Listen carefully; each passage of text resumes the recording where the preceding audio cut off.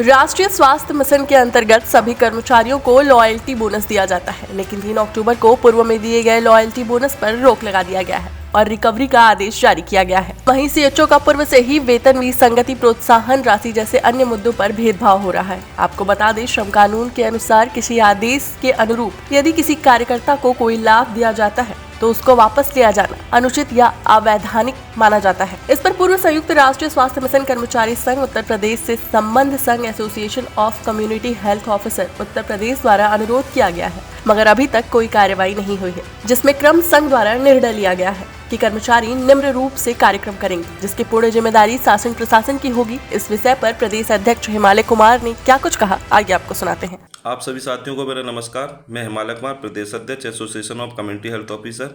आप सभी साथियों को अवगत है कि दिनांक 3 अक्टूबर 2023 को मिशन निदेशक महोदया की तरफ से एक पत्र जारी किया गया है, जिसमें सीएचओ को लॉयल्टी बोनस न देने का जिक्र किया गया है और जिस जनपद में सीएचओ को लॉयल्टी बोनस दे दिया गया है उसमें उनसे रिकवरी करने के भी आदेश कर दिए गए।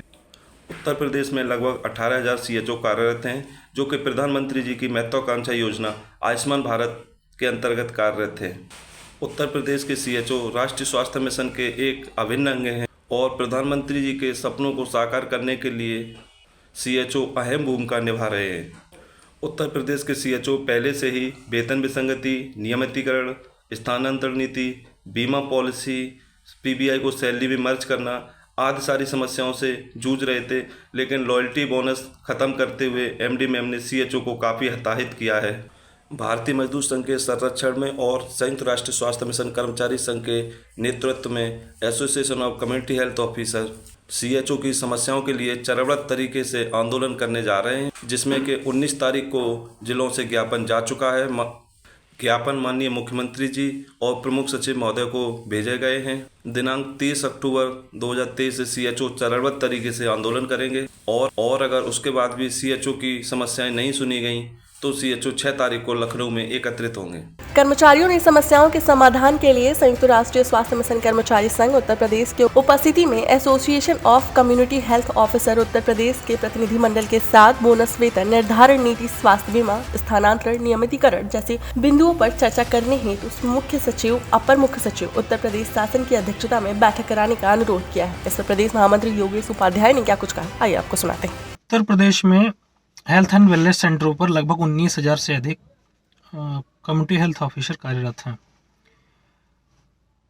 राष्ट्रीय स्वास्थ्य मिशन के अंतर्गत समस्त कर्मचारियों को लॉयल्टी बोनस दिया जाता है, मगर दिनांक 3 अक्टूबर को पत्र जारी करके मिशन निदेशक महोदया द्वारा कम्युनिटी हेल्थ ऑफिसर्स को लॉयल्टी बोनस न दिए जाने का निर्देश जिलों को दिया गया है, जो कि कानूनन अवैधानिक है, क्योंकि किसी पत्राचार या शासनादेश के माध्यम से अगर किसी कर्मचारी को या श्रमिक को कोई लाभ दिया जाता है, वित्तीय लाभ, तो उसको वापस लिए जाने का विधान कानून व्यवस्था में नहीं है, बशर्ते वो त्रुटिवश ना हुआ हो। वहीं सीएचओ के वेतन में से कटौती करके रिकवरी किए जाने का निर्देश हुआ है। साथ ही उससे पहले उनकी अन्य सारी समस्याएं, वेतन विसंगति, इंसेंटिव समय से ना मिलना या उनकी मांग है इंसेंटिव का उनके वेतन में समायोजन करना, और बीमा स्थानांतरण या नियमितीकरण जो भारत सरकार द्वारा निर्देश किया गया था, उन समस्याओं से पहले से वो पीड़ित हैं। ऊपर से ये जो थोड़ा बहुत वित्तीय सहयोग मिलता था लॉयल्टी बोनस के नाम पे, उसको रोका जा रहा है, उसकी रिकवरी कराई जा रही है। एक संविदा कर्मचारी का वेतन ही मात्र वित्तीय रूप से उसके नौकरी में होता है, उसके अलावा उसको कोई लाभ नहीं मिलता। इसी क्रम में निर्णय लिया गया है संगठन के द्वारा संयुक्त राष्ट्रीय स्वास्थ्य मिशन के नेतृत्व में भारतीय मजदूर संघ के संरक्षण में association of community health officer Uttar Pradesh, जो कि संबद्ध है राष्ट्रीय स्वास्थ्य मिशन हमारे संगठन संयुक्त से, कि दिनांक 19 तारीख को समस्त जिलों के माध्यम से माननीय मुख्यमंत्री जी को और प्रमुख सचिव महोदय को